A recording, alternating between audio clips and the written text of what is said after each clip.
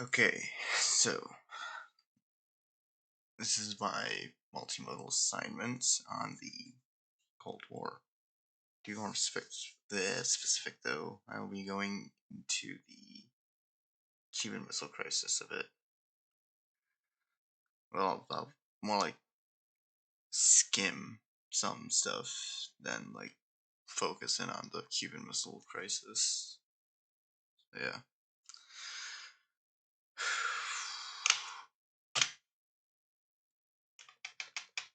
I just missed the flipping tab to my other screen, that's why.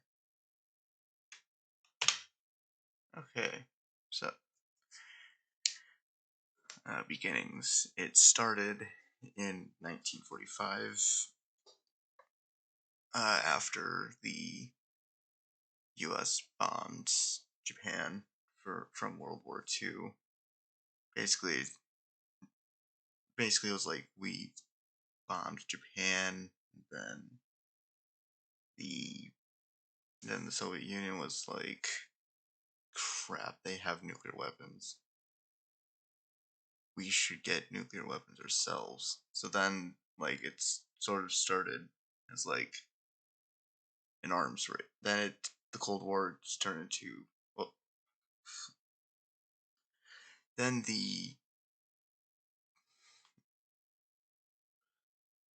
World War II ended, Cold War began, and it was an arms race basically. It was a race to power to get the newer, better equipment for warfare. You know, like who can make bigger guns, basically. Okay. Cuban Missile Crisis. Basically, this started when Fidel, I think that's how you pronounce it, Castro, essentially gained power in Cuba, and Soviet Union were watching this. They thought, we can't just stand idly by while they are, while a communist country is just 90 miles away from the U.S. So Soviet Union stepped in, put missiles on Cuba, and yeah.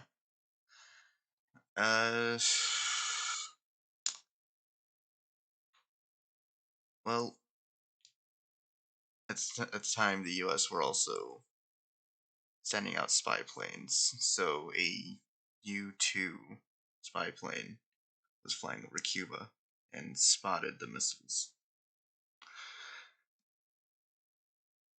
The pilot then informed President Kennedy of the situation a couple days later. So the president then had a blockade around Cuba to make sure no more missiles were going in. It did work, but at one point it almost didn't work. 4 Soviet submarines were passing through, 3 of which followed orders and surfaced. 1, however, lost complete radio communications and did not surface. A B-59, I think it was.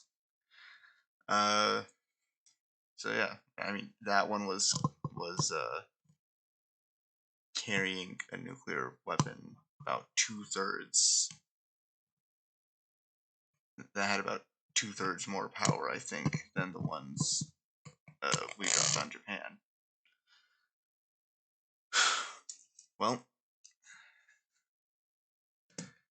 that either way,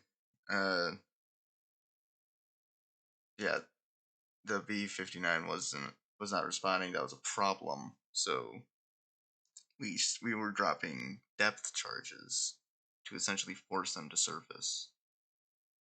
They viewed that as a form of attack and wanted to start war on us. Well, they thought we were already at war. They wanted to fire on our ships without, however, here's where I think their military structure would. Okay, I don't want to offend. So, okay, here's a smart thing about the military, though. Like, at least their military. I don't know. I actually don't know what. Either way, without direct radio contact, they required a certain number of votes, like a certain number of people to say fired to approve before they fired. So two of the people required to say it said it. One of them, however, was smart and said, "We don't know what's going on. We should surface and wait." So, uh, so yeah, they then surfaced. Well, not that they didn't then surface. Um, I think like a couple days maybe waited. They waited like maybe a couple days before they surfaced, and the whole thing was resolved.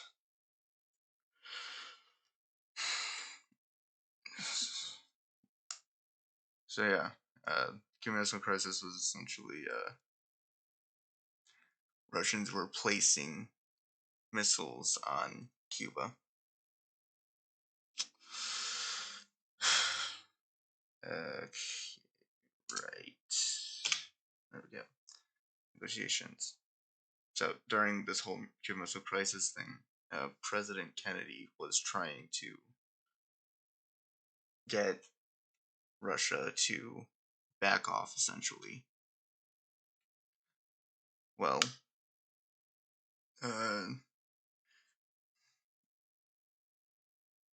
they eventually came to an arrangement after a bit. It's all left for negotiations. That's the next one. Nope. There. Bit of a, whatever. I can possibly add that up later. Anyway, so they did eventually come to a deal. The deal was the Soviet Union will remove the missiles from Cuba.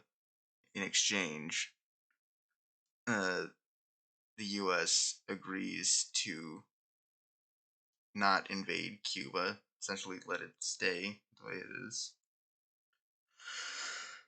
And the US will also remove missiles from Turkey. Okay.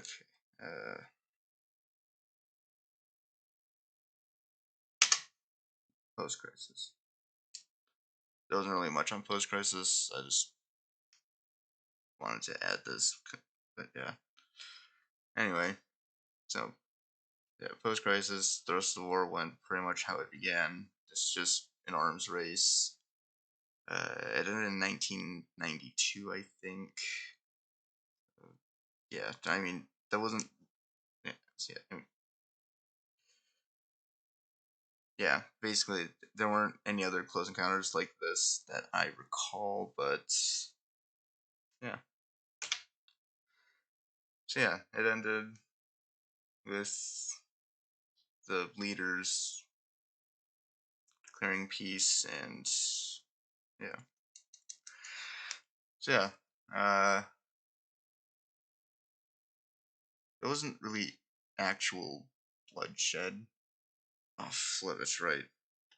Except for here.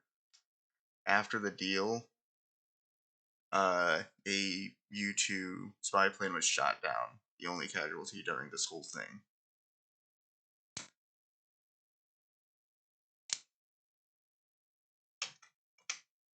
Oh, oh flip.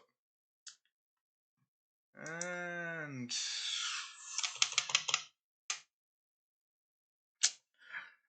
so yeah, guys. Anyway, so yeah, there you have it. The Cold War basically was just like an arms race. There wasn't really any actual bloodshed or anything, except for that one time during the Cuban Missile Crisis when a plane was shot down. Anyway, so yeah, there was my take on the Cold War. Thank you guys for watching. Hope you guys enjoyed. I'll see you guys next time.